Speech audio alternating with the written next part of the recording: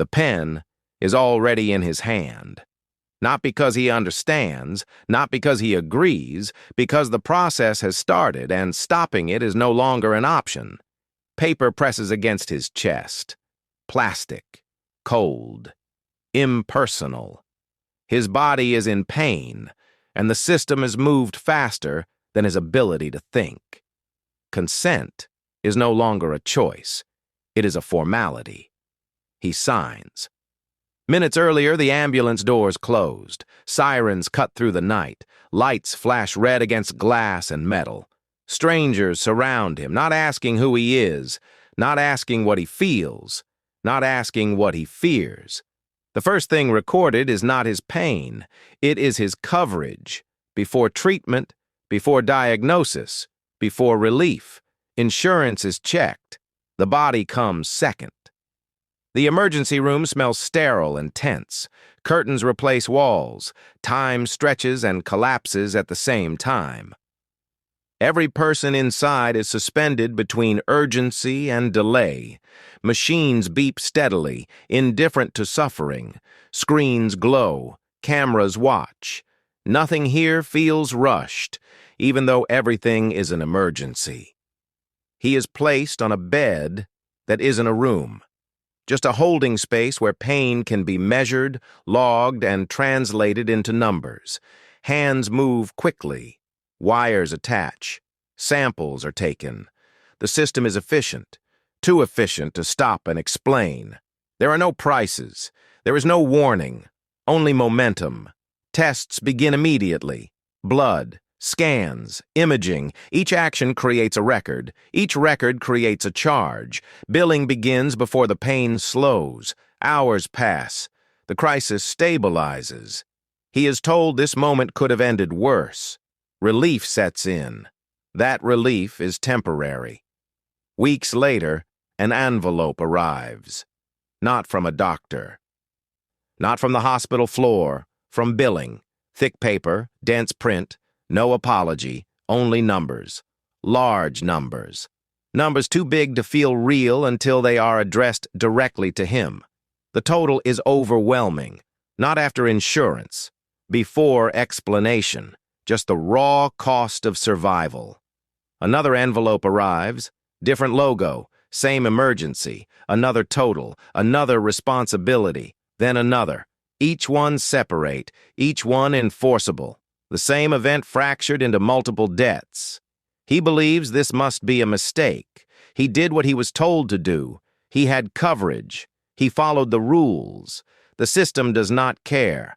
Paperwork multiplies. Statements arrive written in a language designed to discourage understanding. Codes replace words. Categories replace clarity. Responsibility quietly shifts. The denial appears without confrontation, not dramatic. Not emotional, just processed. Treatment reclassified, necessity questioned, cost reassigned. The burden moves from institution to individual without resistance.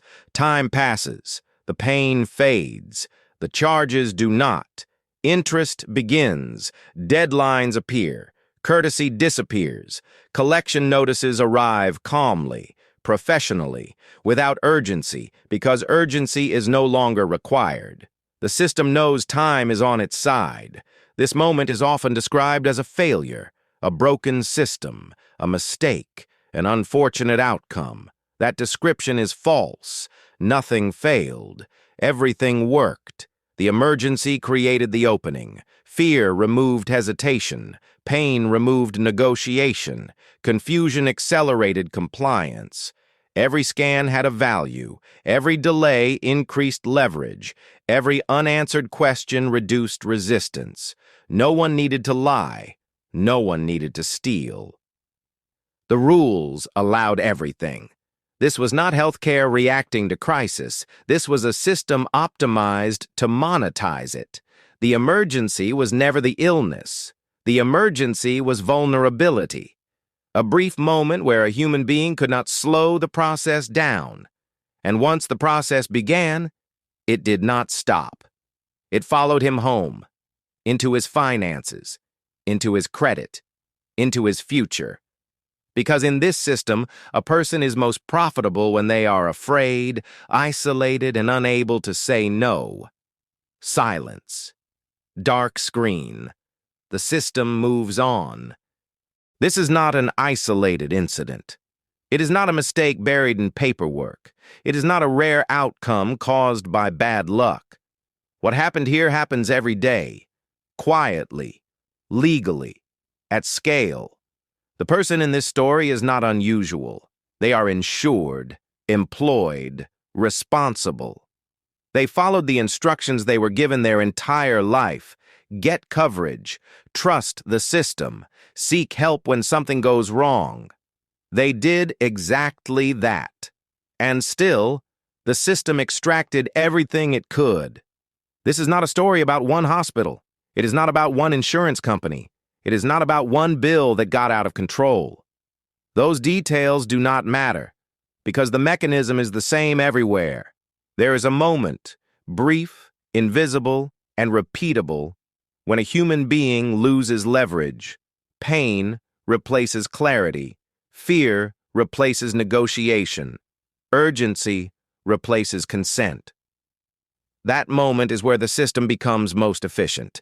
You are told this system exists to protect you.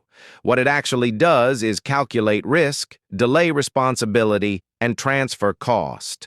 Not afterward, immediately. Every form you sign, every code you don't understand, every hour you wait. None of it is accidental. This story is not about healthcare failing. It is about healthcare succeeding at something else.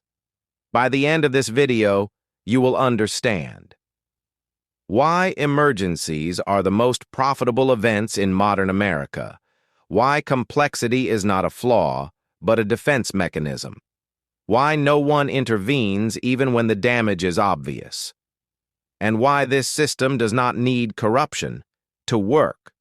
Most people never see this, not because it is hidden, but because they are too busy surviving it. What you are about to hear is not speculation. It is structure, not outrage, design. And once you see how it works, you won't be able to unsee it, because this system does not break. It repeats. Pause. This is healthcare, the most profitable emergency. And this time, nothing is wrong. Everything is operating exactly as intended. The system does not rush. It never has to. Urgency belongs to the patient. Time belongs to the institution. That imbalance is the foundation. The moment an emergency begins, the human body becomes a data source. Symptoms are translated. Actions are logged. Time is measured. Not for care, for processing. Every action taken in a hospital generates a record. Every record generates a classification. Every classification generates a cost. This does not happen after treatment. It happens simultaneously. There is no single bill. There are dozens, each one isolated, each one defensible, each one designed to survive scrutiny on its own. The system fragments reality. A scan is not part of treatment. It is a service. A doctor is not part of care. They are a provider. A room is not shelter. It is a unit of time. By separating one emergency into hundreds of billable events, the system removes accountability. No one is responsible for the total, only for their piece. This is why no one can explain the final cost, because no one ever sees the whole thing. At the center of this structure is coding, a private language, not designed to be understood by patients, not designed to be questioned, designed to standardize extraction. Pain becomes a number. Fear becomes a category. Risk becomes a probability. If the number is correct, payment flows. If the number is incorrect, responsibility shifts. Not to the hospital, not to the insurer, to the individual. This is not accidental. It is strategic. Insurance does not exist to prevent cost. It exists to negotiate responsibility between institutions, not for you. The system is built on delay. Delay between service and billing. Delay between billing and explanation. Delay between explanation and consequence. Each delay increases compliance. Confusion is not a side effect, it is a feature. A patient who understands nothing argues less. A patient who is exhausted signs more. A patient who is afraid pays faster. The system does not need force. It uses attrition. Claims are not reviewed in the way people imagine. They are filtered. Rules are applied automatically. Outcomes are determined before a human ever looks at the case. Human intervention exists only to explain the outcome, not to change it. Denials are not accusations, they are reclassifications. The treatment still happened, the cost still exists. Only the obligation changes, language is used carefully. Not medically necessary. Out of network. Subject to review. These phrases do not describe reality. They describe liability. Once responsibility is assigned, the system advances. It does not stop. It does not reconsider. It escalates. Bills become notices. Notices become warnings. Warnings become collections. Each stage is handled by a different department. Each department claims limited authority. Each transition creates distance. By the time consequences arrive, the origin is unreachable. Credit agencies enter quietly. Scores adjust automatically. No courtroom, no explanation, just impact. This is where the system shows its true efficiency. The punishment is indirect, financial, social, long-term. A missed payment becomes higher interest. Higher interest becomes fewer options. Fewer options become vulnerability. The system does not need you to fail. It profits when you struggle. Hospitals are paid whether you pay or not. Insurance companies are paid whether they approve or deny. Collection agencies are paid only if pressure works. Everyone is aligned, except you. There is no incentive to stop the process, only to optimize it. People often ask why this continues. The answer is simple: because it works. Emergency is the most valuable state a human being can be in. Attention is narrowed. Authority is trusted. Consent is rushed. The system is designed to enter at that exact moment. You are told this structure exists because healthcare is complex. That explanation is incomplete. Complexity is chosen. Simplicity would expose responsibility. Transparency would slow extraction. Clarity would invite resistance. The system does not want speed. It wants inevitability. Every safeguard people imagine already exists. Compliance departments, ethics boards, appeals processes, none of them interrupt the flow. They only manage complaints. Appeals are not designed to succeed. They are designed to delay. Time is the system's most effective tool. The longer something takes, the less likely it is to be challenged. Most people do not fight, not because they agree, because they are depleted. They have already survived the emergency. They do not have energy for a second one. The system knows this. It is built around it. This is why outrage fades, why lawsuits are rare, why reform never touches the core. The structure is legal. The incentives are protected. The outcomes are normalized. There is no dramatic collapse, no final confrontation, just repetition. Every day, new emergencies. Every day, new data. Every day, new transfers of responsibility. This is not corruption. Corruption requires deviation. This is compliance. The system does not break the rules. It writes them. By the time someone realizes what has happened, it is already recorded, categorized, and enforced. The emergency is over. The process is not. And the most important part? The system does not need to know who you are, only what category you fall into. Name is irrelevant. Story is irrelevant. Only codes matter. This is why the experience feels impersonal. Because it is not designed for people, it is designed for scale. Healthcare did not become expensive by accident, it became extractive by design. The emergency is not treated as a crisis. It is treated as an opportunity. And opportunity in this system is never wasted. Silence. What comes next is not chaos. It is escalation. The emergency ends in the hospital. The consequences begin at home. Recovery is supposed to mean relief. Instead, it becomes preparation. Preparation for envelopes. Preparation for calls. Preparation for numbers that arrive without warning. At first, the system stays polite. Statements arrive calmly. Language is neutral. Deadlines are flexible. This is the soft phase, the phase where compliance is easiest. Payment options appear, installments, plans, adjustments, all framed as help. None of them reduce the total. They only reorganize it. Every option assumes acceptance. Acceptance that the cost is valid. Acceptance that responsibility is settled. Questioning is no longer encouraged. Time passes. The tone shifts. Statements become notices. Notices become reminders. Reminders become warnings. The language tightens. Courtesy disappears. Deadlines stop moving. Interests begin quietly.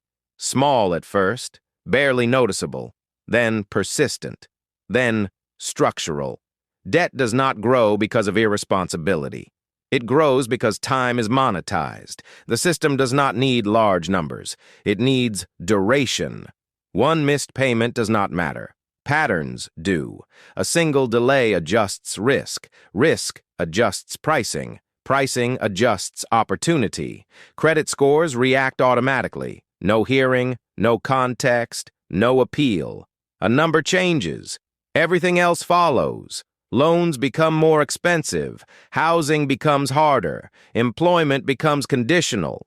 The original emergency no longer matters. Only the aftermath does. This is where the system becomes invisible.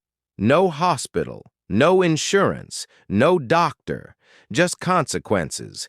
Collection agencies enter without announcement. They do not accuse. They do not explain. They assume. Their tone is practiced, firm but calm, persistent but legal. They call at predictable times. They leave scripted messages. They wait. The goal is not conversation. It is pressure. Pressure without confrontation. Pressure without drama. Pressure that accumulates. The system understands psychology. It knows most people respond not to threats, but to inconvenience. Sleep disruption, work interruptions, social discomfort, embarrassment does the rest. People pay not because they agree, they pay because the system is everywhere. Every interaction becomes conditional. Every application includes a check. Every opportunity requires approval. The emergency becomes permanent. People begin to reorganize their lives around debt. Choices shrink. Risk tolerance collapses. They delay repairs. They skip care. They avoid attention. The system feeds on this avoidance. Medical debt does not stay medical. It becomes financial, then social, then reputational. It affects relationships, trust, mobility. The body healed. The environment did not. This is escalation by design.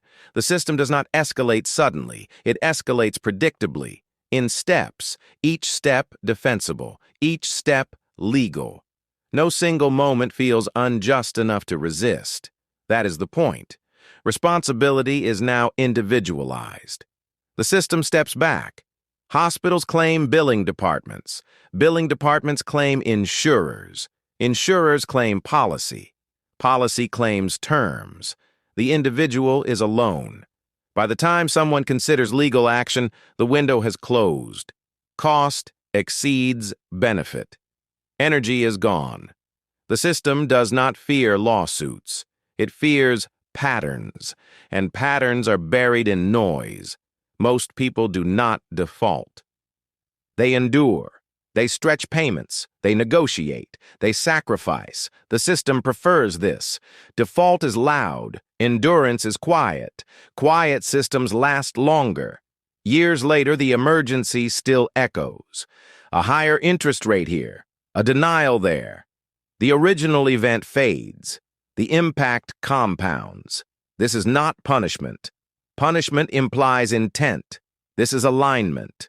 Every institution involved benefits from continuation. None benefit from resolution. Debt collectors profit from persistence. Credit agencies profit from data. Lenders profit from risk. The system does not require cruelty, only consistency. People often ask why reform does not arrive here. The answer is visible. By this stage, the damage is diffuse, hard to trace, hard to attribute. The harm is real. The cause is abstract. This is the perfect outcome for a system. Impact without accountability. The emergency created a financial identity. That identity now follows the individual everywhere. Not as a story, as a score. Scores do not argue. They decide. The system moves forward without memory, without emotion, without pause, and the individual adapts. They always do. Adaptation is not recovery. It is compliance. This is the escalation no one warns you about. Not louder, not violent, just permanent. The emergency never needed to last. Only the consequences did. This is where most stories stop, because nothing dramatic happens next. No arrest, no apology, no resolution. Just a person living inside an outcome they did not choose. The system has already moved on. Silence. What follows is not chaos. It is normalization. At this point, most explanations fail. Calling this a failure is inaccurate. Calling it broken is misleading. Calling it accidental is false. To name an injustice correctly, emotion must be removed first. This system does not malfunction.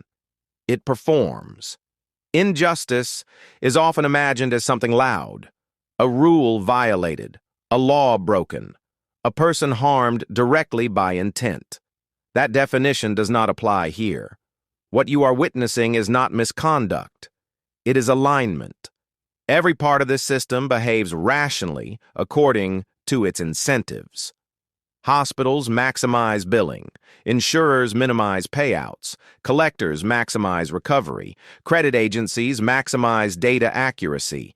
Each action is defensible. Each decision is justified. The harm is not created by any single step. It emerges from coordination. This is the injustice. A system that produces harm without violating its own rules. In traditional injustice, responsibility can be assigned. Here, responsibility dissolves. Hospitals point to insurers. Insurers point to policy. Policy points to contracts. Contracts point to consent. Consent obtained under pressure. Consent obtained without comprehension. Consent obtained when refusal is impossible. The injustice is not that consent exists. It is that consent is extracted during vulnerability. This system waits for weakness, not personal weakness, situational weakness, pain, fear, urgency. These are not moral failures. They are biological states. The injustice is that the system treats these states as opportunities. Healthcare is the only sector where survival initiates negotiation. You do not negotiate with fire departments. You do not negotiate with police. You do not negotiate with emergency responders. But here, survival is conditional. The injustice is structural coercion, coercion without force, coercion without threat, coercion without confrontation. Choice exists in theory, not in practice. You can refuse treatment. You can refuse to sign. You can walk away. But refusing means accepting risk of harm or death. That is not a choice. That is leverage. The injustice is that leverage is monetized. The system claims neutrality. It says it treats everyone equally. That is true in the narrowest sense. Everyone is processed the same. But equality of processing does not equal justice. A system that ignores context while extracting cost is not neutral. It is indifferent. Indifference is not harmless, it is efficient. The injustice is that the system measures success by financial outcomes, not human outcomes. Recovery is irrelevant. Stability is irrelevant. Long-term impact is irrelevant. Only payment status matters. The system does not ask whether someone can afford the cost, only whether the cost can be enforced. This is not healthcare acting as care. It is healthcare acting as finance. The injustice is role confusion. Institutions meant to preserve life operate as revenue engines. The language hides this. Patients are called consumers. Treatment is called service. Care is called delivery. These words flatten moral responsibility. Once healthcare is framed as a transaction, outcomes no longer matter. Only compliance does. The injustice is not that profit exists. Profit exists everywhere. The injustice is that profit is disconnected from harm. A system that profits whether you heal or not has no incentive to minimize damage. This is the core. Hospitals are paid per action. Insurers are rewarded for denial efficiency. Collectors are rewarded for persistence. Credit agencies are rewarded for accuracy, not mercy. No one is rewarded for stopping the chain. This is why reform fails. Reform targets behavior. This problem is incentive-based. You cannot regulate empathy into a spreadsheet. The injustice is that complexity shields accountability. The system is so layered that harm cannot be traced back to a single decision. Each layer claims necessity. Each layer claims compliance. The total harm is dismissed as unfortunate but unavoidable. But unavoidable does not mean just. This system does not ask whether the outcome is fair. It asks whether it is permitted. Legality replaces morality. The injustice is that legality has become the ceiling, not the floor. As long as rules are followed, consequences are irrelevant. This creates moral outsourcing. Individuals inside the system do not feel responsible. They are performing tasks, following protocols, meeting metrics. The system does not require bad people. It requires obedience. The injustice is that obedience produces harm at scale. Healthcare workers experience this too. Doctors are pressured by coding requirements. Nurses are constrained by billing structures. Administrators are driven by margins. The system compresses ethics into efficiency. Those who resist are removed. Those who comply advance. The injustice is self-reinforcing. People often ask why outrage fades. Outrage requires clarity. This system creates fog. By the time harm is felt, the cause is distant. Bills do not feel like violence. Scores do not feel like punishment. But impact accumulates. Lost opportunities, delayed care, permanent financial drag. This is slow violence, violence without spectacle, violence without perpetrators, violence without accountability. The injustice is that survival should not initiate lifelong penalty. Illness should not convert into identity. But here, it does. A medical event becomes a financial marker. A marker becomes a risk profile. A profile becomes a future constraint. The system remembers long after the body forgets. This is why the injustice feels personal, but is never treated as such. The system does not recognize stories, only records. It does not know who you are. It knows what category you belong to. Categories do not suffer. People do. The injustice is abstraction. Human experience is reduced to data points that cannot argue back. Once data replaces narrative, resistance becomes impossible. You cannot explain yourself to an algorithm. The system does not listen. It calculates. Naming this injustice matters, because unnamed systems persist. This is not a healthcare crisis. It is a governance failure, a failure to decide what healthcare is for.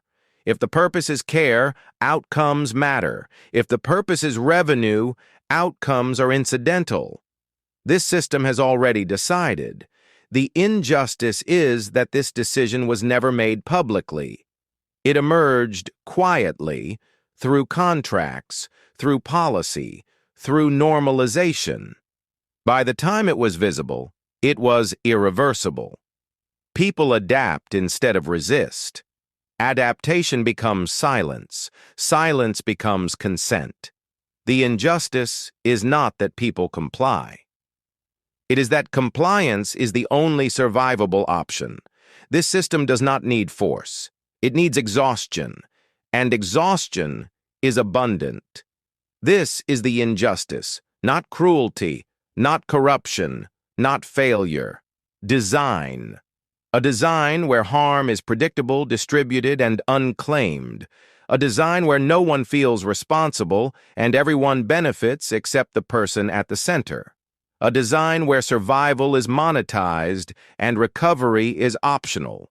Once named, this injustice cannot be unseen, because nothing here is hidden, only normalized. Silence.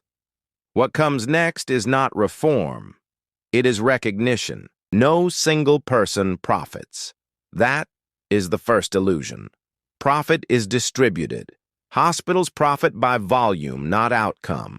More procedures mean more revenue, regardless of recovery. Insurance companies profit by reduction. Every denied claim improves margins. Administrators profit from efficiency metrics. Speed matters more than resolution. Collection agencies profit from persistence. They are paid only if pressure works. Credit agencies profit from permanence. The longer debt follows you, the more valuable the data becomes. Private equity profits from aggregation. Hospitals, practices, and debt are bundled, optimized, and resold. No one here needs you to fail. They only need the process to continue. The system does not ask who is harmed, it asks who is paid, and everyone involved is paid before the outcome matters. At some point, the question changes. It stops being why this happened. It becomes why it continues. The answer is not hidden. It is structural. Systems do not change because they are criticized. They change only when incentives shift. And here, nothing pushes in that direction. Every outcome this system produces is acceptable to the entities that matter. Hospitals remain solvent. Insurers remain profitable. Investors remain protected. Governments remain insulated. The harm is real, but it is diffuse. Diffuse harm does not mobilize power. It dissipates it. Each person experiences the damage alone, separately billed, separately processed, separately discouraged. There is no single moment where the system appears monstrous. Only moments where it appears inconvenient. Inconvenience does not trigger reform. The system is also quiet. No explosions, no collapse, no visible enemy. Quiet systems endure. People assume change requires exposure, but exposure has already happened. Reports exist, studies exist, investigations exist. Nothing significant follows. Because awareness is not leverage. Leverage requires disruption, and disruption here is costly. To challenge this system, one must endure it again, financially, legally, emotionally. Most people cannot. That is not weakness. It is calculation. The system counts on this. There is also timing. Harm unfolds slowly. Months, Years. Slow harm does not feel urgent. Urgency fades as life resumes. By the time someone understands what happened, the moment for action has passed. This is why outrage burns briefly, then disappears. The system also benefits from complexity. Complex systems intimidate resistance. People doubt their understanding. They assume experts know better. They blame themselves. Self-blame is stabilizing. A person who blames themselves does not blame the system. Language plays a role. Words like policy, coverage, and adjustment soften reality. No one says extraction. No one says coercion. No one says penalty for survival. When harm has no name, it has no target. The system also hides behind legality. Everything is permitted. Everything is documented. People mistake legality for justice. Courts enforce contracts. Contracts enforce consent. Consent enforces outcomes. No judge asks whether the choice was real, only whether it was recorded. This system does not fear courts. It is built for them. Reform efforts focus on edges. Pricing transparency, billing clarity, appeals access. These do not alter incentives. They decorate them. Transparency does not stop extraction. It only explains it afterward. The system is also resilient. Pieces can be adjusted without changing the whole. A law here, a regulation there. The structure absorbs impact, continues functioning. This is not accidental, it is modular. Healthcare has been reorganized to behave like infrastructure, stable, predictable, profitable. Infrastructure does not apologize, it persists. People also assume moral pressure will work, that if enough people are harmed, change becomes inevitable. History suggests otherwise. Harm has always been tolerated when it is profitable and fragmented. The system also leverages fear. Fear of illness, fear of loss, fear of instability. Fear makes people cautious. Caution prevents disruption. Most people prioritize survival over resistance. This is not ignorance. It is rational behavior under constraint. The final realization is this: the system does not change because it does not need to. It delivers exactly what it promises to those who design it. Predictable revenue, controlled risk, transferable cost. The people it harms are not decision makers. They are inputs. Systems do not self-correct out of empathy. They correct only when failure threatens continuity. Here, failure is defined narrowly. Hospitals closing unexpectedly, insurers collapsing, markets destabilizing. Individual ruin does not count. The system also externalizes guilt. No one feels responsible. Doctors say they don't set prices. Administrators say they don't treat patients. Insurers say they follow policy. Collectors say they enforce agreements. Everyone is telling the truth. That is the most unsettling part. This system does not rely on lies. It relies on alignment. Alignment removes friction. Friction is where resistance forms. This is why the system feels inevitable, because it is optimized to be. People ask, what would cause change?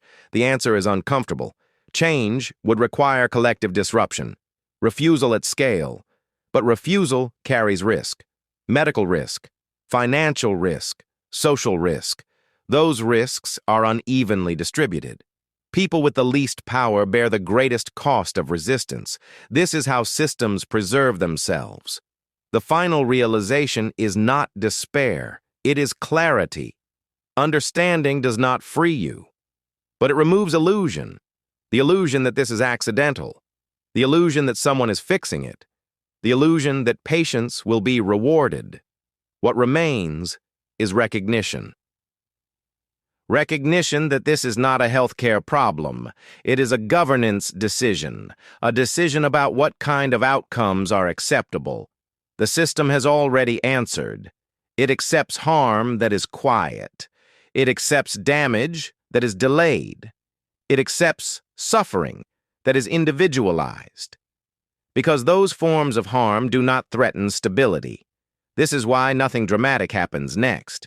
No reform montage, no resolution, no victory, only continuation. The system will keep operating tomorrow, processing emergencies, generating records, assigning responsibility. Most people will never connect their personal experience to the structure behind it. Those who do will still have to live inside it. That is the final realization. Not that the system is cruel, but that it is indifferent. Indifference is harder to fight than cruelty. Cruelty provokes resistance. Indifference normalizes harm. Once harm is normal, it disappears from attention. And what disappears from attention is never changed. Silence. This is not the end of the story. It is the condition it exists in. Nothing explodes. No announcement is made. The system does not pause to acknowledge what you now understand. Hospitals will open tomorrow. Insurance systems will process claims. Bills will be generated. Scores will adjust. Everything will continue exactly as it did before. That is the point. This story does not end with change. It ends with awareness. Awareness is not comfort. It does not reduce the bill. It does not erase the record. It does not protect you from the next emergency. But it removes the illusion that this is random, the illusion that this is rare, the illusion that this is being quietly fixed. What you have seen is not a scandal. It is a structure. And structures do not respond to outrage. They respond to silence or disruption. Most people never name what happened to them. They internalize it. They assume fault. They move on. That silence is what allows this system to remain normal. This channel exists for one reason: to name what is designed to stay unnamed.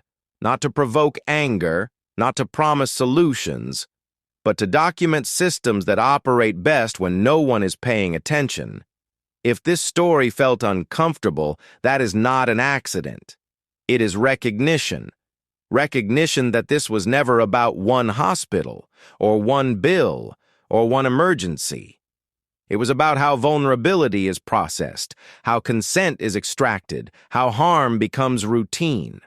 There are other systems like this, operating quietly, legally, every day. This is only one of them.